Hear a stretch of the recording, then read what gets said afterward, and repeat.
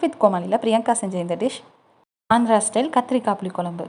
அதுக்கு ஒரு பேனில் 1 ஸ்பூன் நிலக்கடலை, 1 ஸ்பூன் தனியா, 1 ஸ்பூன் சீரகம், 1 ஸ்பூன் எள்ளு, 1/2 ஸ்பூன் கடுகு, கொஞ்சமாக வெந்தயம் சேர்த்து நல்லா ரோஸ்ட் பண்ணிக்கோங்க. இது கூட 3 முந்திரி, 2 கிராம்பு, 1 ஏலக்காய், சின்ன துண்டு பட்டை சேர்த்து நல்லா வதக்கிக்கோங்க. பல்லாக நறுக்குன தேங்காய் 1 கை சேர்த்து நல்லா வதக்கி ரோஸ்ட் பண்ணி எடுத்துக்கோங்க.